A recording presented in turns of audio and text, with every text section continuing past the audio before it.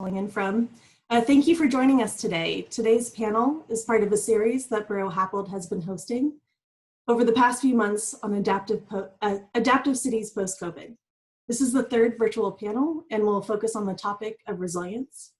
I'm Sabrina Bornstein. I'm head of climate resilience for the Buro Happold Cities team, and will be moderating today's panel.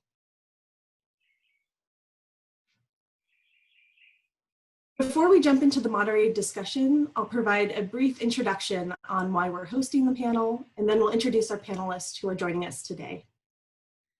Buro Happold is a global multidisciplinary firm. Our city's team is composed of planners, designers, and engineers, and we work on a range of projects, many of which integrate resilience into the policy or project lens, whether it's Los Angeles County and the Sustainability Plan, our work with Reimagining the Canals. Since we first started these panels, we've now started to see some of the impacts from the current public health crisis.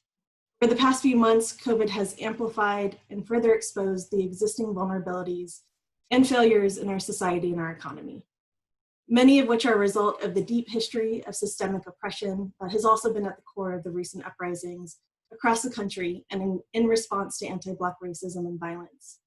The impact has been profound on every facet of life, from public health to the economy to the environment, and it's in many ways been a real-time test of resilience. So our panel today will be discussing what does resilience mean and how do we rethink what recovery looks like, with the understanding that we can't nor should we return to what has been the previous normal, rather that this is a point for necessary transformation.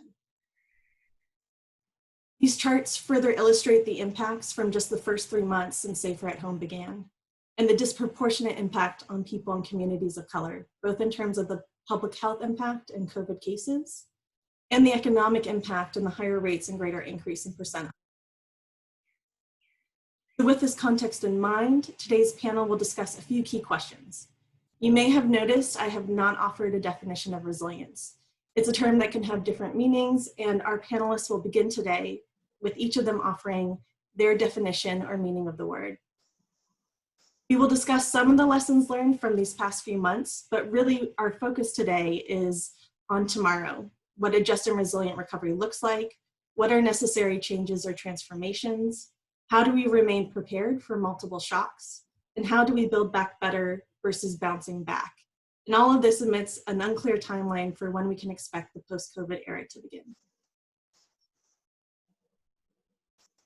With that, it is my privilege to introduce our esteemed panel. They will speak to resilience through their expertise on economic development, social justice, and climate change, representing different sectors in different cities from around the country. Adriana Espinoza is a senior advisor for environmental justice in New York City Mayor's Office of Climate Policy and Programs. She is currently leading the execution of New York City's first comprehensive study and plan for incorporating environmental justice into city decision-making processes. Cecilia Estelano is founder and CEO of Estelano Advisors and CEO of Better World Group. She's a leading expert on contemporary urban planning issues with experience in economic and workforce development, land use, environmental policy, and urban revitalization. Noah Koretz is director of the Transformative Development Initiative, Mass Development's place and partnership-based program for gateway cities. He is an urban strategist with a background in law and city planning, and broad experience with issues related to urban development and the future of small post-industrial cities. Corinne Le Tourneau is a founding principal at Resilient Cities Catalyst, where she leads the North America practice to drive systems change and equitable solutions for cities. Corinne brings vast experience in issues related to transportation, infrastructure, homelessness, housing, and neighborhood poverty. Monique Lopez is a social justice planner and founder of Pueblo Planning, an anti-racist, values-driven participatory planning design firm. Monique utilizes storytelling and participatory art making to engage communities in the planning process in order to dismantle unjust systems and co-develop equitable communities. So please do ask your questions in the chat. We'll have a moderated discussion and then we'll open it up to questions from all of you who are attending. If you put them in the chat, then we will get to them at the end. So with that, I will welcome all of our panelists. The first question to our panelists is, what does resilience mean to you and how do you define it? We will start with Adriana. Hi, everyone. I'm very happy to be here today. Thank you. So my background is in social work. So for me, when I think about resiliency, it's really through that framework of social resiliency. And so I think about, the ability for a social system to cope with threats, to learn from them, and to respond, recover, and adjust appropriately. And when what I mean by social system, I think, is I have a particular focus for me on social infrastructure, which is our networks, our institutions and facilities, and public spaces that creates social connections. I think that is something that is, for me, key to resiliency and our ability to respond and adapt to crises at hand, whether they be, the pandemic, the economic crisis, the racial injustice that we're seeing and fighting, or more. So that's my lens at what I look at resiliency. Great. Thanks, Adriana. Cecilia. Hey, thanks, Sabrina. So I'm kind of a Merriam-Webster girl. I always go to like the original meanings and then I just mess around with it. So there are two, in my collegiate dictionary, there are two definitions of resilience. One is the capability of a strained body to recover its size and shape after deformation caused especially by compressive stress. That's a really interesting definition. And the second one, which is mostly what people use, is an ability to recover from or adjust easily to misfortune or change. And so I look at resiliency in the work of urban planning and public policy and economic justice as a combination of both of those, right? We have communities that have been that are in the face of deformation, that have been compressed, that have really been subjected to consistent and chronic misfortune. And that these are communities that are able to survive, right? By definition, are resilience, low income and BIPOC communities. So I look at resiliency for me as about kind of what you started with, Sabrina. It's not just about kind of surviving or bouncing back to the bad present, but it's about trying to remake and recover. There is constant stress on us, but now we're dealing with singular crises. And so for me, resilience is about, let's not just bounce back and survive, but let's remake and reshape in a way that's healthier in the long run. So that's how I look at resiliency. We want to take the places that are most stressed and invest the resources necessary to give them the strength to remake a better society. So that's resilience. Great, thank you, Cecilia. And Corinne?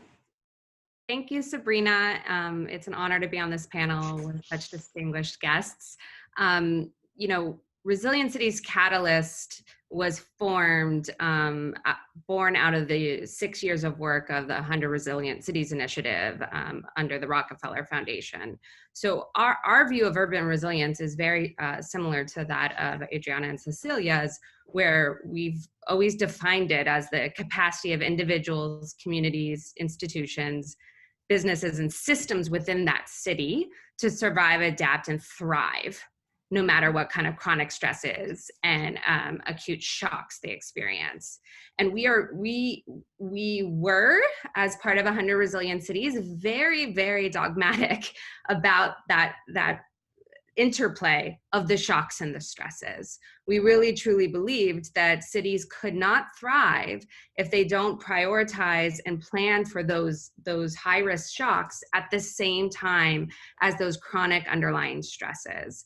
And we're seeing that happen right now in this COVID-19 crisis, where it's not just the health pandemic that is, laying bare these issues in communities, but it's the underlying systemic issues, systemic racism, poverty, other issues that communities have faced on a day-to-day basis that are also getting exacerbated. And that's where you're seeing the disproportionate impacts happening in various communities across the country. So it's really important to think of urban resilience in that mindset of looking at both the shocks and the stresses, I think, at the same time, and being able to integrate your planning around that. Great, thank you. And I've used the 100 Resilient Cities definition of resilience many times in the last few years. So Monique, you could share your thoughts. Yeah, actually, this question of what resilience means to me is actually quite a personal question for me at this moment. On Sunday night, my hometown of Nyland, California was hit hard by a fire where close to half the town was burned. And a town of 1,000 people, 600 people had to evacuate in the middle of the night with just basically what they were wearing. And you know, in communities like my own hometown, you know, they're disproportionately hit hard by not only COVID-19, but hit hard by other issues of systemic racism as well. And they're not asked for consent to be resilient. And in my hometown has suffered generations of disinvestment by the county in terms of infrastructure and in terms of economic development, in terms of planning for these types of crises. But what I'm seeing right now, though, is that the social infrastructure that community members on their own have built, the human connections is actually what's allowing my hometown to be resilient. And oftentimes we define resilience about what happens during or after a crisis, but really, you know, it is what happens and what is built before the tragedy happens. And the importance of social infrastructure is not a new concept. This is something that we've have learned as planners, as practitioners in this field, and you know, from the work of Eric Glinenberg and his work around the 1995 Chicago heat wave. And it was those individuals who were connected to community who fared better, right? And so for me, resilience and what my home community is teaching me again in this moment is that for me, resilience is the ability to care for one another before, during, and after a crisis. And so what is my lesson as a practitioner in this field is that care really requires connection, not some individual self-reliance, and to create, and we must create conditions necessary for mutual aid to happen when they are needed. And so as someone in the planning field, you know, I'm reminded again to ask myself, are we facilitating planning processes and moving forward outcomes that build communities of care, that foster conditions for community connection? And so that's something that I'm left with in the moment in terms of me thinking about resiliency in this moment and what I'm seeing experience in my hometown at this very moment. Thank you, Monique. Noah. Sure. Thanks, Sabrina, and thanks again for having me here. And it's exciting to be on this panel with such a smart group of people. So I think my answer probably echoes some of the sentiments that were already discussed. But so my work is in economic development and physical planning at the neighborhood or sub-neighborhood level of small cities, basically entirely in places that have experienced a large amount of economic distress, sort of both in the past and presently. And right now we have about a dozen active projects around Massachusetts. And so the more I sort of think about this concept of resiliency, I always think about it in terms of feedback loops and systems at that neighborhood scale or at that sub-neighborhood scale. And like a lot of other folks here, you know, I really think about it in terms of people infrastructure.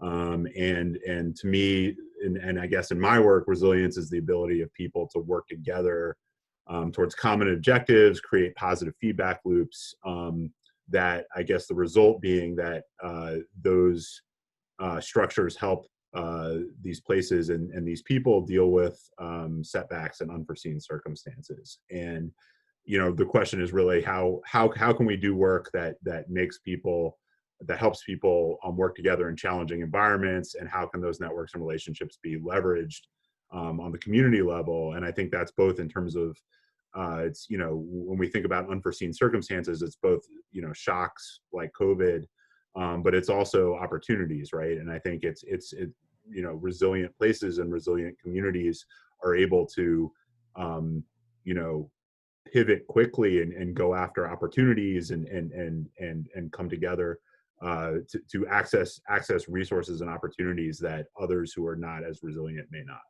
So I think it gets back to the people and how they're working together. Great. Well, thank you all. I think that such a sort of powerful and thoughtful start to the conversation. And then Monique, I sort of going back to your thoughts and reflections, and thank you for sharing with us about what's happening right now personally and with your community. But what are some of your reflections on the past few months that has grounded your work moving forward? Yeah, thank you, Sabrina. The past few months during COVID-19, and then also during the uprising for Black liberation, I've been hearing a lot of conversation, particularly in the planning field, and using the language of opportunity. And that has stinged me in a kind of a wrong way, because the language of opportunity, in my perspective, is offensive and actually, quite literally harmful, because what these two co-pandemics are disproportionately injuring and harming Black and Brown communities, and it's not necessarily an opportunity. It's really something that is a tragedy. That's rooted in systemic racism, these co-pandemics, right? But what we are experiencing in this moment is a moment in time where we must have the courage to transform. And what I've been reflecting a lot upon lately, which is really core to our ethos at Pueblo Planning, is asking ourselves the question is, who is dictating the transformation? And that being the central point that we are trying to, and we've always consistently tried to do in our work. It must be those that have been and are continually being harmed disproportionately by these impacts that must dictate the transformation or the transition, or else, even with our own best intentions and our own best practices or what have you, the harm will be perpetuated and continued. So for me, what that means is a moment also for myself as a practitioner, a moment of accountability. And it means listening to the demands of the movement for Black lives. And also it means like centering our planning processes and outcomes and elevating the voices of communities that, have been and continually are marginalized. And so this is the Black, Indigenous, non-Black people of color, but also those that are unhoused, those that have varying abilities, the LGBTQ community as well. How do we center those voices? And in planning process and in planning methodology, there's a practice of kind of casting a wide net and saying, look, the more people we get into this planning process, the better, without disregard in terms of like, who are those individuals? And I've seen right now in this moment, a big movement and towards to do a lot of like online engagement, and cities saying, oh, this is great, we're having more engagement more than ever, but not really asking the central question is whose voices are being elevated within those particular spaces. And how can we as practitioners ensure that we don't practice a methodology that yes, we may be getting more folks into the process, but we must ask ourselves who and how are we centering and elevating those that are most marginalized in order to do that. And the last thing I'll say is I'm really, really inspired by folks doing climate justice and social justice work, and particularly inspired by the Climate Justice Alliance, who's developed a framework for just transition. And I'll read a quote just to kind of provide a definition, their definition of a just transition. And it says that transition itself must be just and equitable, redressing past harms, creating new relationships of power for the future through reparations. And so thinking about our relationships to one another, our relationships to power, how the planning process establishes certain systems of power or how it could relinquish or transition systems of power is really key in this moment of transformation. and in this moment of tragedy. Thank you, Monique. And sort of turning to Cecilia and Noah, I mean, in terms of how, often when we're coming out of a recession or thinking about when we sort of come out of safer at home, there's, how do we ensure that it isn't just go back to the way things were? How do we ensure that there's a real shift? How do we consider economic recovery through the lens of what Monique just laid out in terms of really a transformative approach to recovery versus returning to the current status? I appreciate. I'll start with Cecilia. Yeah. Yeah, I appreciate the question. And, our team at Better World Group recently penned an article in our Macroscope site called basically 4 principles and 10 investments for recovery, but not really recovery, remaking our economy. And I think Monique is dead on. It's like not everything is the same, and a multiplicity of voices is important, but it's also important to be grounded in history and a knowledge of the inequity of our economy. It's structural. So I know that the word opportunity may be loaded for some folks. So let's call it an opening.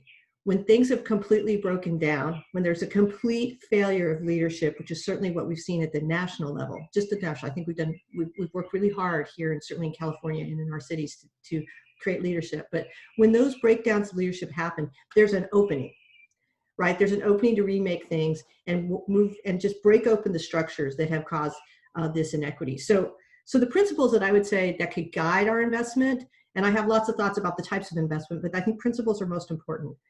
First is you've got to invest first in the places where the need is greatest and use data to identify that. Data around places that have suffered historical, environmental, social, and economic inequities and public health challenges, right? So in California, that would be our DAX index and disadvantaged communities. I mean, we have lots of indices to do this, but we know where the poor areas are that have been underinvested in. This is not difficult, but there's data. So invest first and greatest in the place that has the greatest need. Second, our investments have to be oriented towards building a green economy, a clean energy economy. This is the opening to accelerate where we need to go anyway to save the planet, to save our peeps, right? Third, as we make those investments, we need to be intentional about creating pathways to the middle class for folks who have traditionally been denied that access. So that means we have to always invest our investments with worker protections, with job standards, with opportunities for upward mobility, so career pathways. So that's third, create these broadly accessible pathways to the middle class that are enduring, not just a singular job, one job, but a pathway to the middle class. And fourth, every time we spend a dollar, it has to deliver multiple benefits. So we're not doing siloed investment. So when we work on our water systems that are vastly underinvested in and are crumbling, we're going to do that through green infrastructure that is resilient, that mimics our ecosystem, so that we have multiple benefits. We're not just solving a stormwater problem, but we're creating a canopy. We're also infiltrating. We're creating open space for crowded communities. And then the last piece that wasn't in our article, but I would add as another principle, kind of taking off on what Monique said, is we must reinvigorate democracy. That has to be a principle of our investments, that the way we determine them, the way they're planned, the way they consider things like displacement, potential displacement, and dislocation, that has to be informed by new avenues and new processes of democracy. So just as Zoom and all of these ways of connecting have opened things up, we need to really actually think about the ways that are most effective to bring in voices that heretofore have really not been elevated. So I'm going to stop there because I know it's got a lot to add, but those are the 5 principles, right? Basically, invest first where the greatest need is, build a green economy, middle class pathways. Fourth is multiple benefits and reinvigorate democracy. Take it away, Noah. Sure. And I agree with everything you just said, but I would also sort of piggyback on that, in the communities where we're working, we're seeing, one of the things that I've become sort of increasingly more aware of in the last few months is, the digital and communication divide, right? And I think that, we make certain assumptions in how we do work that aren't necessarily always, you know, that good communication means one thing, and you know, communication is language dependent. It's culturally dependent. It's also, you know, the digital divide is very severe right now, right? So I think we have to think about sort of how are we getting information, and how are we to people who need it, and how are we providing a platform for people to get information to each other. And I think that's sort of very much at its root of good economic development practice, and it's something that the current crises that we're in has sort of brought that issue into the forefront. I think for us, in terms of my work, you know, I think, you know, it's about listening, right? And I think that we have to be very careful as sort of planning professionals and as people who are interfacing with communities in a professional way that sometimes aren't the communities that we're from, that we are not making assumptions about needs. We're not making assumptions about tools that necessarily work for everybody, but we're providing enough flexibility and enough good communication that we're able to do the groundwork to have people tell us what they need, and we have to figure out how to help them do what they want to do. And I think this, again, when you're in a crisis, it brings to the forefront a lot of issues that are, you know, fester in the background for a long time and don't necessarily get noticed as much, and it really brings a lot of those issues into the forefront. I think we also, you know, I think from a very sort of 50,000 foot view, in terms of doing this type of work, I mean, we have to get out of the mold that, you know, it's easiest for the people who need resources the least to get resources, right? And we have to do the hard work to get out into communities, to talk to people who are ultimately guiding the effectiveness of what we're trying to do, and take our cues from them, and not vice versa. And I think that's a really critical point right now. And I think also I think, Cecilia, you hit on this a little bit too, but it's what type of recovery do we want to see, right? And I think, you know, this is a time where we need to be thinking about, you know, what are the systems that have caused so many problems for so many people for a long period of time, and think about, you know, getting out of this back to normal mindset, and thinking about how do we change things so that people, so that communities are more resilient going forward, right? And thinking about how, you know, we do a lot of work with small businesses, right? And so we're thinking a lot about sort of, and these are like truly small businesses, you know, storefront businesses on the neighborhood level that may have, you know, 5 to 10 employees at most, who largely come from the community. And, you know, when we think about, when we talk about the field, right, and we see what's coming out in terms of, you know, planning and economic development articles right now, it focuses on the most expensive neighborhoods in the biggest cities. And, you know, in terms of the economy, and in you know, I have the most, you know, knowledge about Massachusetts, but nationwide as well. You know, we're immigrant-owned businesses, for instance, are a huge percentage of the small business economy in this country, and they're also enormously impactful employers, especially in the neighborhoods where we're working. So we need to make sure we're sort of focusing on the right thing, and what are the institutions and organizations that are actually building wealth in communities, and how do we make sure that we're helping stabilize and improve those institutions and those organizations and those businesses, and make them come out of this stronger as best that we can. Great, thank you, Noah. Add one. Sure. Mm-hmm. This is such an incredible conversation. I think, you know, at Resilient Cities Catalyst, we've been thinking a lot about economic resilience and how to help cities kind of bounce back as well. And I think in addition to kind of these amazing principles and guideposts, I think there's just some clear data of systems change work in this field that can be a guidepost for moving forward. And that is on the wealth disparity in this country, and how we can shrink that gap on the wealth disparity. And when we think about systems change in our country and think about how all these overlapping systems failures, we have to look carefully at all of the integrating aspects and all of the different mechanisms that build wealth for families in America, right? So I think we need to find immediate ways to think about stable mechanisms to support household income, but also look at that long-term systems change goal at the same time about like catalyzing real wealth building activities, right? And so when we think about bouncing forward when it comes to economic resilience, it's you know, it's how do we help people stabilize now, but how do we not just kind of keep moving down that same path, but think in innovative ways around how to shrink this wealth gap.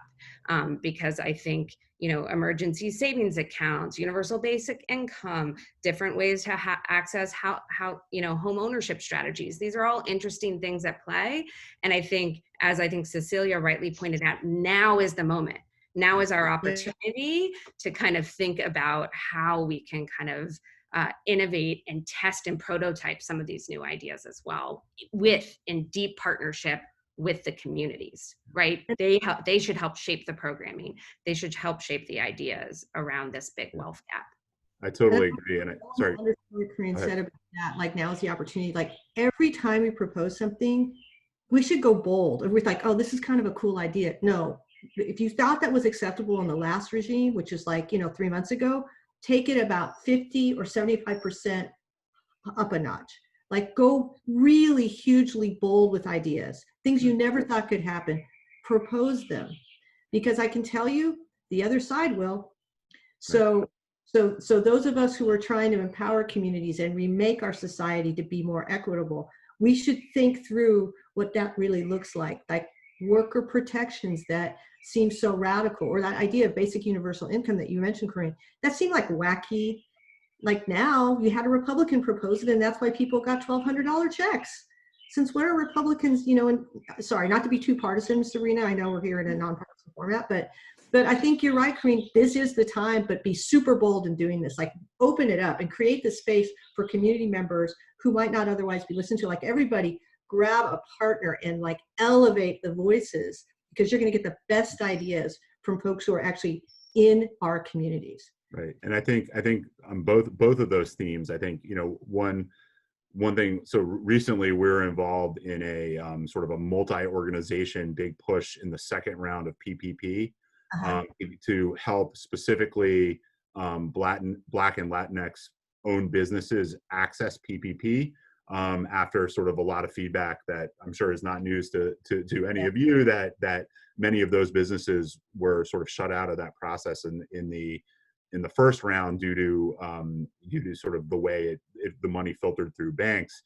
And, you know, but that, right, that's the Band-Aid, right? And I think what the problem when we're in a crisis, right, is saying, okay, everyone gets into this kind of like blinder mode where they're saying, what is the problem right in front of us? How do we solve that problem? But the really meaningful conversation is, okay, what's next, right? It's like, what are the structural reasons why this group of businesses was not able to access money in the first round, and what are the next steps that we have to do to keep the conversation moving and keep the changes moving after the Band-Aid is done, so that the next time there's a crisis, we don't end up in the same systematic problem.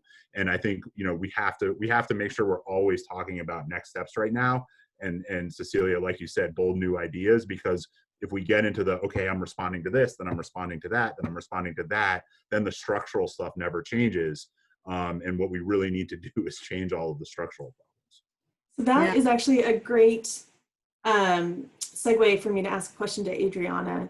In terms of what's next, we know that climate change is still here, and we are, you know, it's sort of the early months of starting to get ready for heat waves. We're already seeing wildfires start to happen, hurricanes, flooding, in addition to a deep history of environmental justice as well, concerns. So in terms of thinking about what's next and ensuring that planning for climate change and climate justice and environmental justice stays at the forefront of the conversation as well, what in your work with New York City what can local governments do to address climate change and to ensure that environmental justice is integrated into the conversation? Sure. Thanks for the question. And I think it fits really well with what we were just talking about as a group about how do you get past the Band-Aid and how do you constantly focus on what's next. And for me, it's trying to get to the definition of resiliency I think that Monique had said in the very beginning, which is, what do you do before a crisis happens that makes you resilient? And so I think from my perspective, it's understanding our vulnerabilities, the inequity that exists, and the structures of policy that went into creating those vulnerabilities. Like you cannot fix what you don't measure in the first place. And so I think that is a critical step in building resiliency. And then from the climate justice and environmental justice standpoint, it's intentional investments in resiliency, in equity, and in a just transition. And I think from the point that the Climate Justice Alliance definition of just transition that Monique brought up earlier, it's a recognition that our fossil fuel economy that we currently exist on right now, so much of the burden of that economy is rests on in the community, in Black and non-Black people of color in low-income communities across, certainly in New York City, but I'm sure across the country as well. And we have to have a recognition of that fact when we're going about our just transition and we're building out an economy on clean energy, because I think without sort of that reparations framework, I think that you cannot have a just transition without the recognition that there are certain communities who bore the brunt of the fossil fuel economy first. And so that's what I'm thinking about it in my perspective of like what our recovery should look like and how we should push for an ending the age of fossil fuels and investing in resilient infrastructure and clean energy technology, but with first that recognition of the injustice that sort of shining a light on all the ways that we built communities that created these vulnerabilities that we're seeing with our COVID-19 data. Like we have to understand why that is first, so that we can build in this recovery. And that's one thing I started to do. I think even pre-COVID, we have this in New York City, the Environmental Justice Act, which requires first a study of the state of environmental justice in New York City. So looking at the data, I think that Cecilia mentioned that this loss of the data already exists. We know where our polluting infrastructure is, and we know, where our access to green space and heat island. And so really looking at all of that to tell the story of the state of environmental justice in the city, defining which communities are, especially vulnerable, and then creating a plan on addressing those disparities, one, two, identifying initiatives to promote more environmental justice better in the city, and then three, and most important, it is making some specific recommendations on reforming the way the city has processes, policy making, or programs in a way that created those disparities in the first place. You have to be able to close all of those things. And I think, from my perspective, is from an environmental justice lens, but has incredible relevance here to this like much larger issue that we're talking about with, an economic recovery or climate justice. And it sort of can fit into all of those areas. Great, thank you. So I think that leads nicely into the next question around looking to Corinne and Monique around what are some of the changes or new models needed for governance structure or planning processes. So getting more at the structural element that we've been talking about, shifting from sort of Band-Aid and getting more at the root structural approach. And how do we start to shift that? What does that look like? Sure. I think just to dovetail with what Adriana said, if you look at the data from COVID-19 in New York City, and you look at the neighborhoods that bore the disproportionate burden, these are neighborhoods that have had a lack of investment historically for many, many years. But they also are neighborhoods that have strong community civic infrastructure and a coalition of community-based organizations. And one could look at the COVID-19 crisis and think about that infrastructure of nonprofit organizations as something that needed to be maybe tapped into in a different and more unique way when the crisis hit. And so what would that have taken, right? What would it need to kind of understand, and for a government as vast and huge as New York City's government to understand all the different players, all the different nonprofits on the ground, serving people directly in meeting the basic needs of those individuals in those communities. And so we've been doing a lot of thinking on kind of the structure of government and nonprofit partnership at the community level. We as an organization have been doing a lot of thinking about systems change and how you break down silos at the government level. And I think what COVID-19 has really displayed is that things need to get hyper local. If you're going to create systems change, it has to be done at the neighborhood level.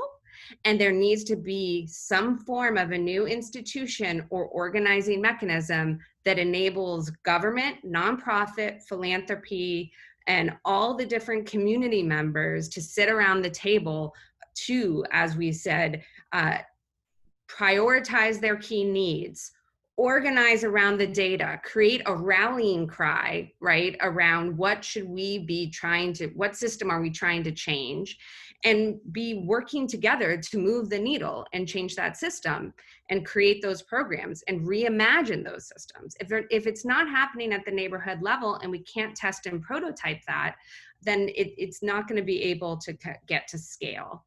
And so I think COVID-19 is really showcasing we need to think creatively about how we could finance such a kind of organizing structure at the neighborhood level. What you will hear from nonprofit organizations is the 3-year grant cycle is not going to help with creating systems change, right? The constant reapplication to philanthropy.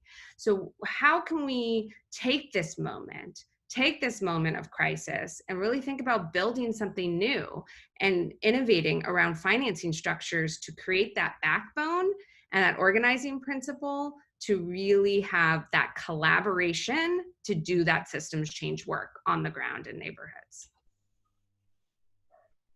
Great, and Monique. Thank you, Corinne. Definitely agree with a lot of the points you made there. A lot of my thinking around resilience and what does building back better look like has really been influenced by a movement leader, Gopal Dayaneni, with the movement generation, who has pointed me to a couple of resources that I'll share with folks later in the chat box that have informed my thinking. One is the Six Foundations for Building Community Resilience by the Post-Carbon Institute. And then the other is a report, Pathways to Resilience, Transforming Cities in a Changing Climate. And I won't belabor all that's in there because folks have already shared concepts that are in there as well in terms of thinking about not bouncing back, but really bouncing forward. But how do we bounce forward in a manner that acknowledges the disparities and it moves forward to eradicate the inequities, right, that are currently existing. And then also just thinking too, and this is also part of the 6 foundations for building community resilience, the element of transformation and courage, right? There's been, Cecilia mentioned that it is a moment to be bold, right? But what does boldness require of us, right? It requires both courage and it requires imagination as well. And but how do we do it in a way to ensure that there is an anti-racist framework that moves forward, and that the boldness isn't coming from from well-intentioned practitioners, but how are we doing it in a way that we're connecting with folks that have these bold ideas on the ground and have had to advocate for these bold ideas in order for their survival and the ability to thrive in their own communities, and how do we center that in this moment? I'm incredibly inspired right now when we're thinking about boldness and thinking about courage and imagination, again, by the Movement for Black Lives in their call for defunding the police and investing in community. That, to me, is boldness coming from those communities that are being hit hardest by generations of racial inequality, right? And that, not saying that that's divorced from our thinking in planning as well, because what they are also calling for, this resistance being an act of resilience, right? What they're calling for is actually going to and if we move in that direction, you know, we're thinking about city budgets in this moment, right? And how is that connected to all these other elements that we're saying that community is in need of? So we can't divorce our practice from that call to action there as well, because it's deeply connected with our ability as practitioners in this field to do the bold work with community that is necessary. And so if we're just looking at finances, so I'm here in San Diego, where the general fund for most projects and programs was slashed by 10%. But what increased was actually by $100 million from last year's budget was the police budget, right? When the community is in need during this time of crisis, during COVID, for all these other resources. And so when we're thinking about, you know, to Corinne's point around, she was talking about like funding within the nonprofit sector, how we're also investing our funds within the within municipalities, and the priorities of that funding is in fact going to determine our ability to be resilient or not. And not just what you then do with that money, but it's how you engage and how you center those voices that are most impacted is going to be really key to ensuring and developing a foundation for resilience for years to come. And just to add just a little bit more tactically to my first example, I completely agree. The funding streams from the city's budgets need to be braided together in interesting ways, right? Because funding is very siloed, but nonprofits in communities are forced to work in silos as well, not only because of the government funding streams they receive, but also from philanthropy funding streams, because they have to serve one community need, have a specific outcome. And what the bold thing I'm trying to provoke us to think about, and everyone here listening to the panel, is, you know, what would it take to continually get the community-based organizations in these neighborhoods to coordinate with the needed government agencies in a real way to move the needle in the community? And I think out of crises stemmed conservancy models to help with parks departments. Out of crises stemmed the business improvement district model. What kind of capital could we leverage in addition to government and philanthropy funding to kind of create this neighborhood institution that is there for this systems change for the long haul, and there to be an infrastructure for community members to come in and continually give their input, as we're all saying. I think we really need to think boldly about the how to accelerate access to capital to organizations in the community, but help them in a way to help them collaborate together towards that systems change, all the disparate community-based organizations. Great. So we have about 10 minutes left. So if anyone out there has a question, to please put it in the chat. But I also have plenty of questions for our panelists still. And I'm going to turn to Cecilia. And so COVID cases are increasing. You know, initially, we started early on with this panel series talking about post-COVID, but increasingly we are living with COVID. So we've opened up recently. We're starting to see we're pulling back a little bit. And So we're still in the middle of a crisis. Yep. And so in a constantly evolving environment with uncertainties, how do we start thinking about the next 2 years and what those look like given these cycles? Yeah, I think that is really where we're at. We have to talk about the COVID environment, because we always talk about, oh, we're going to get a vaccine in a year or 2 years. We have zero idea. So let's just assume that we are living in this time where people get infected and there's spikes, and then we try to clamp down a little bit. So what does it look like?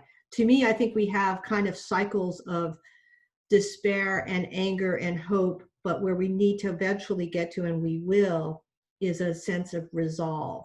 And resolve is kind of a bold, steady progress. And that's why principles matter so much. What is the vision of where we want to go? And so when we think about the next 2 years, we should think about, there's that social infrastructure that Monique and Adriana and Corinne alluded to, which is that social infrastructure, the web of community members that connect with each other. And you know what you were trying to propose, Corinne, that notion of, hey, here's where I think you're going.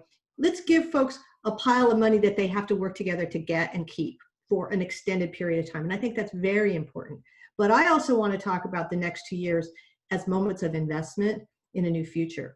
And so we need to think about things like resiliency hubs, because as we open and close the communities will be isolated and open and not. And those resiliency hubs should be places where people can go for information, for food distribution. There are people going hungry right now, and it's going to get worse, right, with this many unemployed.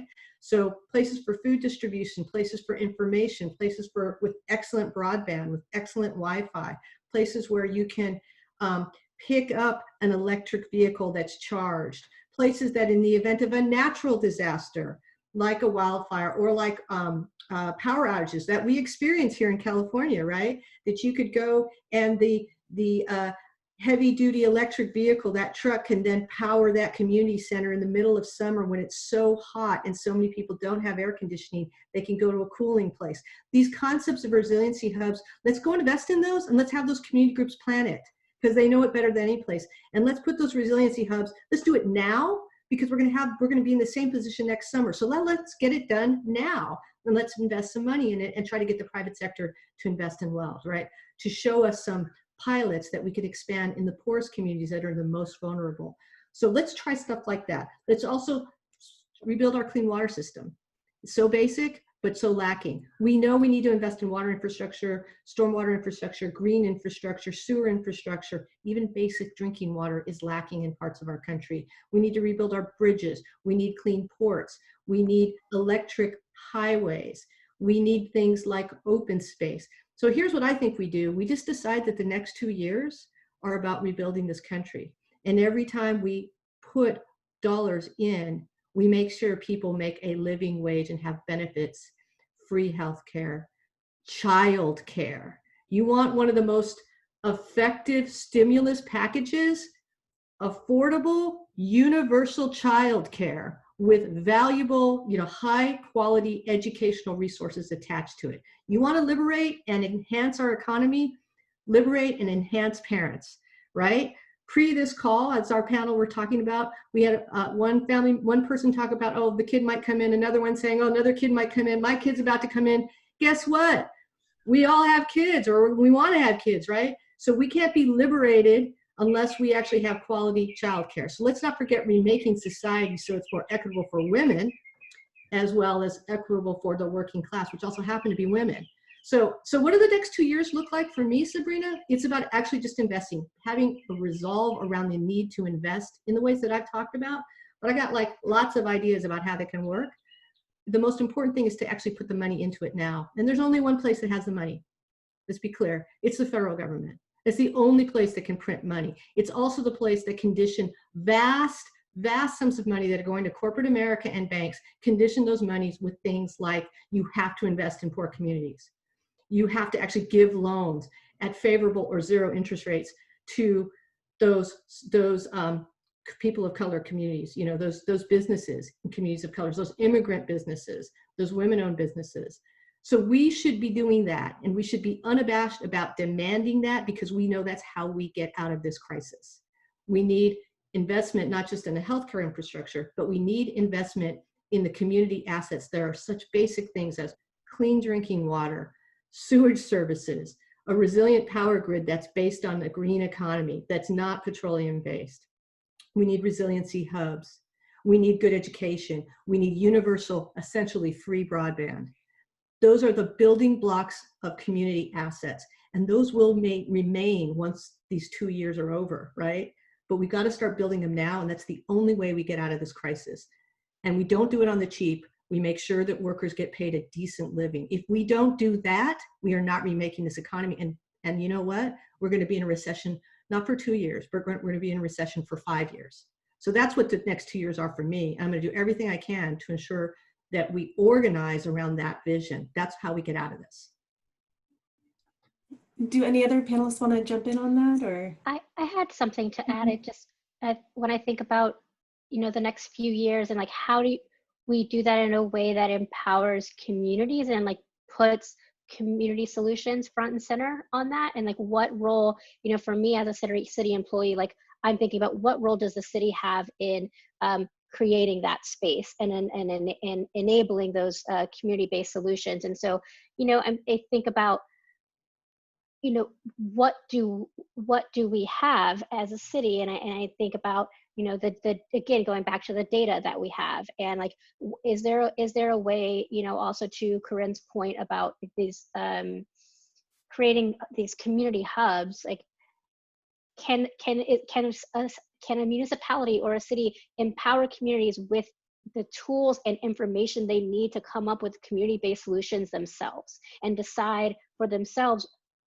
like what sort of resiliency measures and programs and mutual aid and networks that they would like to create that work uniquely for them? And so I think about again, from my perspective, like from the climate policy office, I think about like how can we empower communities to make sure they know their climate risks and their their health disparities and their vulnerabilities and their access to green space, like really giving them all of the data and not just, I don't just mean like on a slideshow deck that says, hey, this much of your community is low income, but like giving them actual downloadable data and the tools to be able to, build and advocate for their own solutions, I think, is a critical part in addition to these like really just amazing and policies that I think Cecilia just articulated that I agree come from the federal level,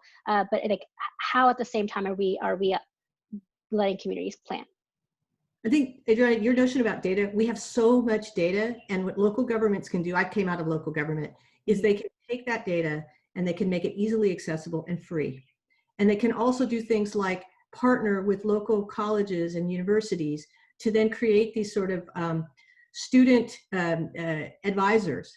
These are folks who are getting graduate programs and who would then work in the communities from which they came to help make that data accessible and understandable, and then work together to empower communities. But I think data is enormous, and we can now present it in ways that are meaningful, and then can give communities what they need to know to then themselves determine, if I had $100 million in my community, here's what I'd spend it on. And you have to look at orders of magnitude like that. It's not, hey, if you get $50,000 for this little community, what do you want to spend it on? No, if I gave you $100 million, what would you spend it on? Think big, because then you can queue up the investments and make a package of investments and present it up to the federal government when the time is right. But the planning that you're talking about, we got to do it now, because those pipelines will get created and we want our folks to access them immediately. 100%. I think for me, I was just going to add, I see a question in the chat box around, the lack of funding that cities have, the federal government conundrum. I think it's important to get a little bit geeky in this conversation and highlight the other levers that local governments and municipalities have beyond the pure dollars that could be leveraged as an asset in partnership with the community. So the obvious one is land. Cities own a lot of land. Cities own a lot of buildings. What is the post-COVID thinking going to be around the housing crisis that has befallen many of the cities? Are there new ways to think about office buildings and new zoning that you could deploy, right? I see lots of nodding with the planners in the room, but there's so many, there's so many policies, procurement. The cities can really kind of push the mold on procurement. I mean, just think of how cities all over this country were able to all of a sudden legally allow booze to be delivered to people's homes. An essential. Right?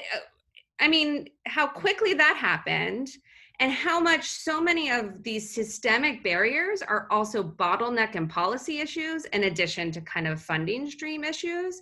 And so I do want to just flag that at the end of this call as another area of like clear partnership, is to think of these different levers and assets that cities have available to them and how the community can partner on that. So we are at time, but I do want to, I know Monique has comments. I want to have Monique come in and then we're going to have to wrap up. So Monique, do you want to jump in and then we'll... Yeah, all I just wanted to say was to Corinne's point, we have cities move fast at, in response to capitalist needs, right? But not always in response to the needs for racial justice or the needs for justice, right? In general, so I think as practitioners in the field that oftentimes we are partnering with cities, and there's layers of politics, of course, involved, is we need to ask ourselves, what are we moving fast and why? And can we recenter that to be more justice oriented, and particularly, address issues of anti-Blackness that have always been a part of the fabric, both of planning and the way budgeting happens. So that's all I wanted to elevate. And then I also dropped some resources on here as well as folks were talking as well. Great, thank you, Monique. So yes, please do make sure to look at the side chat and to access those resources. We are unfortunately at time. I do wish we could keep this going, and I hope we do keep this going. I think this is the start of a really important conversation. And thank you to all the panelists and to all the attendees today. I believe that we should have a recording available later. And just thank you all. Thanks, Sabrina. Thank you, Buro Happold. You. You guys are fun. Let's do it again. All right, take care. Take care. Bye. Bye.